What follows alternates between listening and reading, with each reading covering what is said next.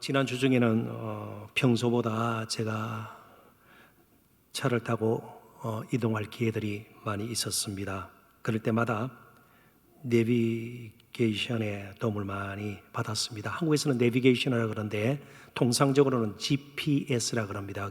글로벌 포지셔닝 서비스라고 그래서 위성 추적 장치 그렇습니다.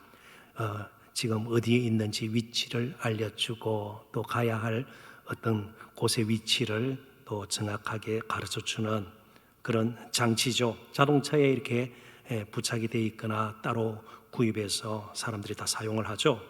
그래서 이전에는 타지로 여행을 할 경우 목적지를 지도를 찾아서 혹은 또 누가 가르쳐준 길을 따라서 가게 되는데 도저히 찾을 수 없는 경우들이 있습니다. 지도에 나와 있지 않는 길이 생길 수도 있고요. 또 공사가 진행이 되면서 길이 없어지는 경우들도 있고 우회 도로가 생기고요. 그럴 때는요, 난감한 가운데 결국 현지 주민에게 길을 묻곤 했습니다. 아마 기억이 다 나실 거예요. 그러나 지금은 내비게이션이 생겨서 얼마나 편리한지 모릅니다. 그렇지만 아무리 성능이 좋고 또 다양한 기능을 갖춘 내비게이션이라 할지라도 우리 인생의 길을 인도할 수는 없습니다. 어디로 가야 할지, 지금 나의 선 인생의 위치, 공경, 어려움, 흘리는 눈물 이런 것들을 다 헤아려서 이런 식으로 살아야 하며 이런 식으로 태도를 바꾸고 이러한 길을 가야 한다. 도저히 그러한 기능은 찾을 수가 없는 것입니다. 그렇다고 역술인이나 무당들이 우리의 길을 제대로 인도할 수 있겠어요? 그러리라고 생각하고 많은 사람들이 찾긴 찾아갑니다. 그러니까 무속이만 하더라도 우리나라에 200만이 넘는다고 그러잖아요. 아마 등록되지 않은 무속인들까지 합하면 그건 집에서 그냥 사람들에게 점쳐주고 이런 사람까지 합하면 엄청난 수일 거예요. 속을 따름입니다. 결코 인생의 길을 그런 식으로 지도할 수는, 인도할 수는 없는 것이죠. 오직 우리를 지으신 하나님만이 우리의 길을 가장 잘 인도하실 수 있습니다. 길을 물을 때에 누구에게 묻겠어요? 길을 잘 아는 분에게 길을 물어야죠. 그래야 길을 제대로 찾아갈 수가 있는 것이죠. 하나님보다 우리를 더 잘 아시는 분은 없어요. 하나님보다 우리 가는 인생의 길을 잘 이끄실 수 있는 분도 없습니다. 그런 생각을 가지고 본문 28절을 다시 한번 보도록 하겠습니다. 우리가 알거니와 하나님을 사랑하는 자 곧 그의 뜻대로 부르심을 입은 자들에게는 모든 것이 합력하여 모든 것이 합하여 엮어져서 선을 이루느니라. 갑자기 이 말씀이 튀어나온 것이 아니고 전후 문맥을 보면 우리가 영광스러운 몸의 부활, 이 몸이 아닌 흙으로 죄로 돌아갈 부패할 썩을 이 몸이 아닌 더 이상 그런 일이 일어나지 않는 영광스러운 정말 몸의 부활을 소망하며 또 이 땅에서 여러 고통을 인내하면서 믿음의 길을 갈 수 있는 이유, 그 이유를 오늘 본문이 가르쳐 줍니다. 분명하게 가르쳐 줍니다. 요약하면 바로 그 이유는요, 하나님의 신실하심 때문입니다. 그리고 다른 하나는 그 앞에 나와 있는 성령께서 정말 말할 수 없는 탄식으로 기도조차 할 수 없는 아주 연약한 지경에 있을 때 우리를 위해서 친히 기도해 주시기 때문이다.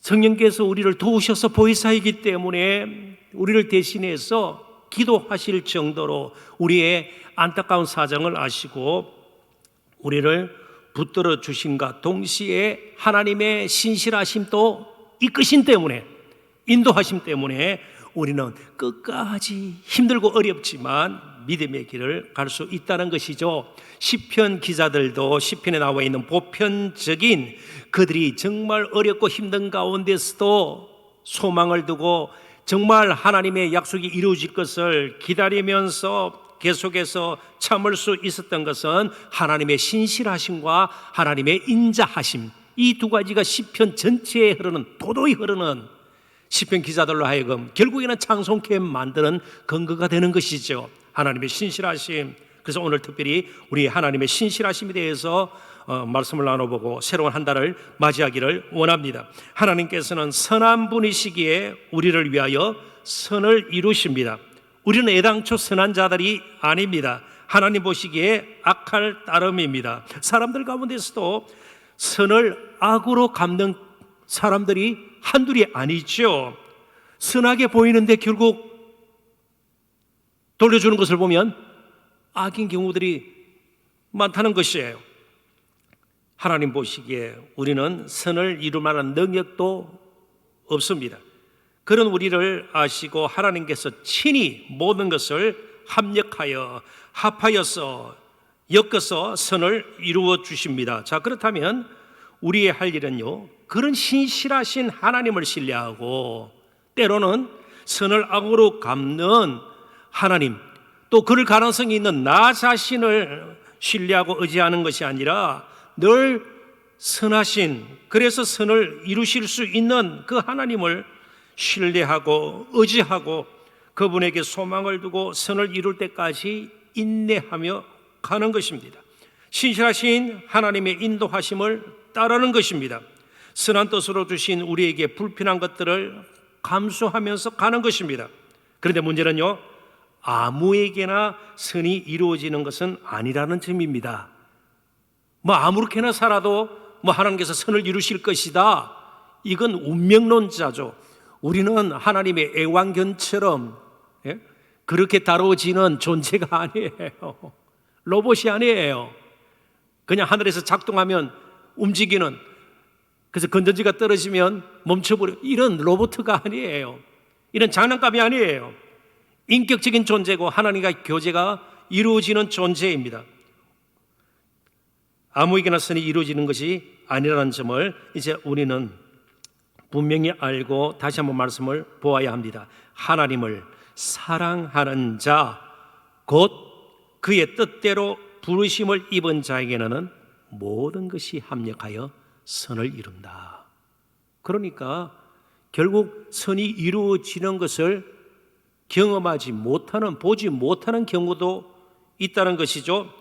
누가 하나님을 사랑하는 자일까요? 그렇다면 하나님을 사랑하는 자, 곧 그의 뜻대로 부르심을 입은 자에게는 선이 이루어지는데 누가 하나님을 사랑하는 자일까요? 어떻게 알 수 있나요? 하나님을 사랑하는지 사랑하지 않는지 어떻게 알 수가 있나요? 예수님께서도 베드로에게 내가 나를 사랑하느냐 물어보셨습니다. 그런데 사랑하느냐 그 진물 가운데서는요, 3번이나 부인했던 베드로의 아픈 과거가 있죠. 그래서 아주 유명한 영국의, 지금 세상을 떠났습니다, 당시 정말 최고의 설교가로 알려져 있던 마틴 로이드 존즈 목사님은 하나님을 사랑하는 자의 가장 큰 특징을 역경에 대한 긍정적인 반응이라 그랬습니다.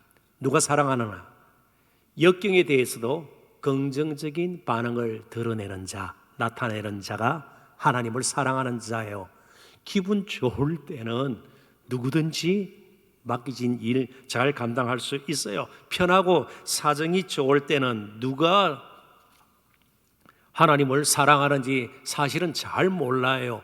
역경이 닥쳤을 때에 그래도 신실하신 하나님께서 나를 사랑하셔서 이렇게 허락하셨구나, 그것을 알고 오히려 그 가운데서도 감사와 찬양이 끊이지 않는다면 그 사람이 바로 하나님을 사랑하는 자라는 겁니다. 그러나 역경이 왔을 때 모든 것 가운데 우리가 그리끼는 것, 불편한 것, 정말 피하고 싶은 것, 세상에 이런 일이 왜 나에게 할 정도로 어려움이 생겨버렸을 때 원망 불평하며 마냥 피할 길을 찾는 것은 결국은 하나님을 사랑하지 않기 때문이라는 말입니다. 우리가 기분 좋을 때는 큰 일도 할 수 있고 많은 일도 할 수가 있습니다. 그러나 신실하신 하나님께서 보시는 것은요, 꾸준한 사랑이에요. 하나님 앞에 어떤 일이 일어나도 하나님을 향한 우리의 마음이 신실하게 가 있는 것이죠. 광야 이스라엘 백성들을 보십시오. 요수아와 갈렙을 제외한 1세대 백성들 가운데 가나안에 들어갔던 자가 아무도 없지 않아요?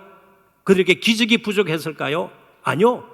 하나님께서 신실하신 약속을 이루시기 위해서 그들에게 필요한 것도 공급하셨고, 그들이 때로는 싫어하는 곳으로, 싫어하는 환경도 그들에게는 날마다 주어졌습니다. 그런 가운데서 뭔가 좀 부족함을 느낄 때 그들은 여지없이 하나님을 원망하고 불평하고 말았습니다. 한 달을 살면서 이제 우리에게 어떤 일이 닥칠지 저도 모르고 여러분들도 몰라요. 그렇지만 최소한 한 가지 확실히 알고 한 달을 맞이해야 합니다. 하나님은 신실하신 분이세요. 하나님은 정말 하나님을 사랑하는 자, 역경 가운데서도 묵묵히 하나님을 소망 삼고 하나님을 바라고 하나님 안에서 정말 모든 것이 이루어진다는 것을 믿고 기다리는 자에게 하나님은 선을 이루십니다. 하나님께는 실수나 불찰이 없습니다. 저도 아이고 저의 불찰입니다. 지금까지 셀 수도 없이 그런 말을 많이 했던 것 같아요. 저의 불찰입니다. 저의 잘못입니다. 저의 부족함 때문입니다. 하나님은 부족하지 않아요. 하나님 실수하지 않아요. 하나님께는 불찰이라는 것이 없습니다. 그분의 뜻대로 온전히 선을 이루실 만한 능력이 그분께는 있습니다. 그래서 하나님의 손에서 합력이 되어지는 거예요. 합력, 합함. 그러니까 우리에게 일어나는 좋은 일, 기쁜 일, 정말 누가 봐도 복된 일, 그렇지만 때로는 불행하게 느껴질 수 있는 것, 불편하게 느껴질 수 있는 것, 피하고 싶은 것, 때로는 억울하고 정말 마음에 깊은 상처를 남길 수 있는 일, 하나님 신실하게 따른다고 하는데도 생긴단 말이죠. 기도했는데 기도의 응답으로 엉뚱한 것이 튀어나와서 우리를 괴롭힐 때가 있는 거예요. 낙심거리가 생겨버리는 거예요. 하나님께서는 가장 배합의, 조합의 장인이시다. 우리는 그렇게 할 수 없어요. 아무리 탁월한 사람도 좋은 일 나쁜 일을 잘 엮어서 합력해서 선을 이루어내지 못해요. 우리는 한쪽으로 기울어져 버려요. 좋을 때는 엄청 좋고요, 기분 나쁠 때는 엄청 기분 나빠요. 이걸 조합해서 균형을 잡을 수가 없어요. 하나님 손에서 배합이 이루어집니다. 그것도 우리 각자에게 맞도록 말이죠. 그래서 어떤 사람에게는 조금 더 심한 낙심거리가 생기고요, 좀 더 심한 역경이 생길 수 있어요. 그렇지만 감당할 시험밖에는 너희에게 다한 것이 없다고 그랬어요. 도저히 우리가 견디지 못할 때는요, 피할 길도 주셔요. 그 배합을 완전하게, 이 황금 비율과 마찬가지로 하나님의 손에서는요, 완전하게 황금 정말 배합이에요. 모든 것을 선을 이루시기에 완전하게 하나님은 배합을 하세요. 조합을 만드세요. 조절을 하세요. 하나님의 손에서 그렇게 이루어지는 겁니다. 근데 실수함이 없어요. 빈틈이 없어요. 아이고 조금 더 많이 섞었네, 이쪽이 더 많이, 그러는 법이 없어요. 하나님은 장인이세요. 우리를 지으실 때도 마찬가지예요. 온전하게 지으셨어요. 우리를 지으실 때도 마찬가지고요, 하나님께서 이루시는 구원, 그것도 온전한 것이에요. 우리의 부르심에 온전해요. 후회하심이 없다 그랬어요. 우리의 부르심에는요, 온전한 하나님의 택정 가운데 저와 여러분이 이제 예수를 믿게 되고 구원이 우리의 정말 선물로 주어진 것이에요. 하나님의 손에 잡히며 하면 모든 것이 적절하게 섞여지고 엮여져서 선을 이루기 시작합니다. 그러나 우리에게는요, 좋은 것은 취하고 나쁘게 보이거나 불편한 것들은 여지없이 버리는 경향이 있습니다. 끝까지 버티고 그게 물러가지 않으면요, 원망, 불평, 낙심이 시작되고요, 절망이 시작되고 인생이 끝난 것처럼 주저앉아 버리는 겁니다. 그럴 때 빨리 하나님께서 모든 것을 합력하여 엮어서 비합해서 우리가 정말 선을 이루는 그런 자리까지 나아갈 수 있도록 지금도 이끌고 있다는 것을 결코 잊지 말아야 합니다. 물론 하나님께서 악이나 불이나 거짓을 사용하시지는 않을 거예요. 그러나 우리 편에서 볼 때 당장 이해하기 힘든 일이나 상황 등을 통해서도 하나님은 그 뜻을 이루십니다. 자, 그렇다면 선을 이루신다 할 때 그 선이 뭘까요? 선을 이루신다. 이어지는 29절 30절을 참조를 하면 여기서는 예수 그리스도를 닮는 거예요. 예수 그리스도를 닮는 것, 혹은 아들의 영광을 얻는 것, 온전한 구원이에요. 자, 예수님을 닮고 이어지는 말씀에는 맏아들의 형상 이런 표현을 씁니다. 우리가 예수 그리스도를 닮아야 영원토록 예수님과 함께 살 거예요. 함께 살 거예요. 심지어 피조물인 우리도요, 오래 살면요 부부가 서로 뭐 한다고요? 닮는다는 말 하잖아요. 그렇습니다. 이제 우리 신앙의 가장 궁극적인 목적은요, 예수님 닮는 거예요. 맏아들의 형상으로. 그리고 하나님의 유업을 받아 영원토록 함께 사는 거예요. 그게 선이에요, 선. 그러니까 어려움이 생길 때 어떻게 했으면 좋겠습니까? 아직 나는 많이 다듬어져야 되는구나. 그죠? 왜 나에게 이런 일, 그러지 말고요. 나는 많이 좀 모난 부분이 많아. 예? 이 가시도신 부분이 많아. 더 다듬어져야 되겠구나. 예. 더 하나님의 손 안에서 정말 예수님 닮아가도록 하나님께서 나를 만지고 계시는구나. 이렇게 하면서 오히려 무릎을 꿇고 견딜 만한 힘을 주시고요, 정말 그런 가운데서도 감사와 찬양이 끊이지 않게 하나님 도와주옵소서. 자, 그렇다면 이제 우리가 할 일이 무엇입니까? 계속해서 하나님이 어떤 분이신지, 특별히 하나님께서 우리를 어떤 식으로 인도하시는지, 인도하는 방식에 대해서도 점점 익숙해져야 합니다. 그냥 교리적으로 하나님의 속성, 신실하심, 인자하심, 그 다음에 오늘 본문 로마서 8장 28절 얼마나 유명한 요절이에요. 이거 뭐 저도 암송을 해요. 정말 암송 구절로 이 대표적인 암송 구절 중에 하나예요. 그것으로 끝나지 않고 하나님께서 인도하시는 방식, 하나님께서 정말 조합, 이 비유를 때로는 좋은 일, 또 때로는 나쁜 일, 그죠? 정말 잘 비합을 해서 그 가운데서 우리를 다듬고 정말 빼어나게 해서 결국 예수님을 점점 닮아가게 하는 하나님의 그 신비로운 놀라운 그 일을 우리가 분명히 마음속에 확신을 해야 합니다. 그래서 우리가 알거니와로 번역된 헬라 단어는 현재형 동사로 되어 있습니다. 계속요, 계속 한 번 알고 끝나는 것이 아니에요.